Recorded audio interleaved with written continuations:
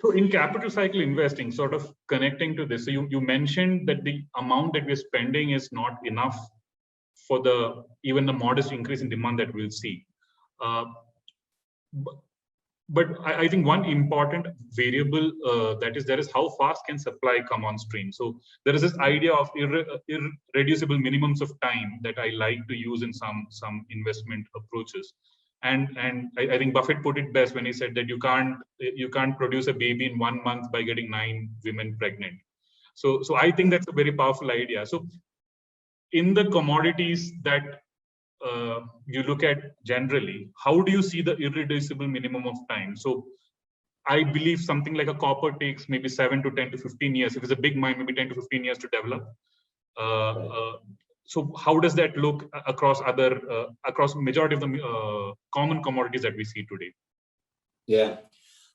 So I think you have to spend a little bit of time. So we'll talk about supply and how quick it can come, and then you have to sort of overlay demand. Because also, look, the outlook for copper demand is really good. We truly are going to make a massive spending push into EVs and renewables. It's hugely copper intensive, and for other things like nickel and cobalt and lithium and those sorts of things. So you got a great, you have a constrained supply picture for those and a robust demand picture. But so I think things like that have sort of the best. But I actually think, and I think, without question, when the energy sector went from 13 or 14% of the S&P to 2, which is where it was in the third quarter of last year. People had given up energy for dead. Exxon was kicked out of the Dow. It's, for true contrarians, it was the buy signal of a century. It's, you couldn't deny it. But energy to me actually looks really good. And the reason is that historically, you had these, great big legacy projects that took 5 to 7 years to kind of get up and get commissioned and then bring online. Oftentimes they were offshore or in kind of challenging jurisdictions. But one question: so how large are these fields in terms of production, in terms of barrels? When you say large field, how? Just to give us a context. Yeah, something that's going to, a single field is going to develop, produce, 75, 100, 200,000 barrels a day. Okay. So those sorts of big capital projects, those typically took a long time. And then shale came along. And so shale was this incredible capital eating monster that consumed $750 billion of, I think, just kind of private equity capital. So if you tack everything else on top of it, it was well north of $1 trillion.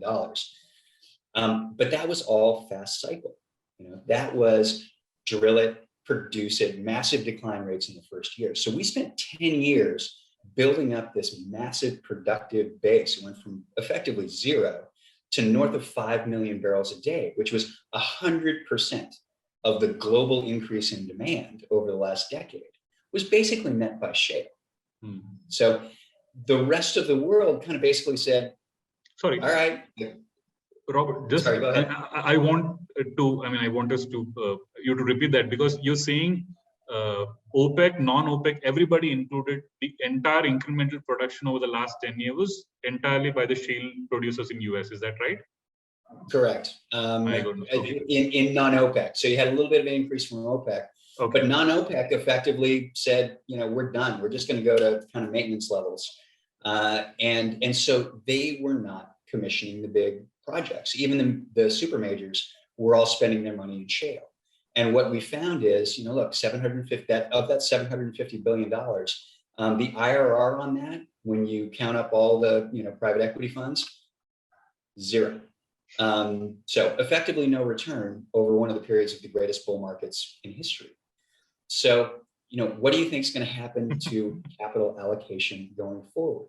You've got the pension endowment world, who, when you pitch them an upstream story, they're going to be like, no, sorry, we've been there, we've done it. They are still stinging. It takes them years to come back to the table after getting beaten that badly. You have the super majors, who have been the other major, with addition to the national oil companies. But the super majors have been big drivers as well. And they're getting pummeled by the public, by courts, by their shareholders to spend less money producing oil and gas and more money on renewables and carbon capture and all these sorts of things.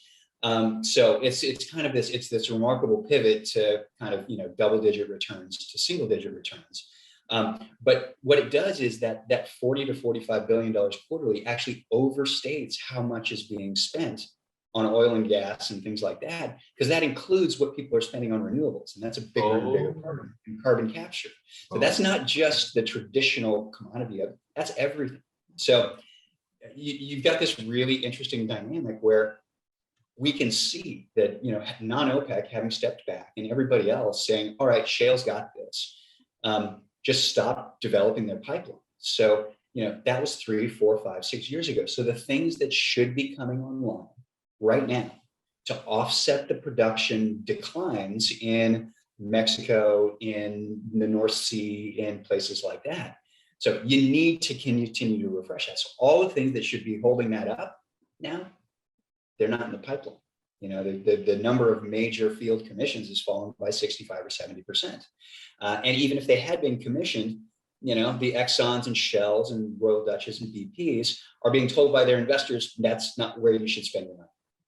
So what it creates is this remarkable fun umbrella where underneath that, there can be a lot of profit, because when you want to be in a sector where capital has fleeted.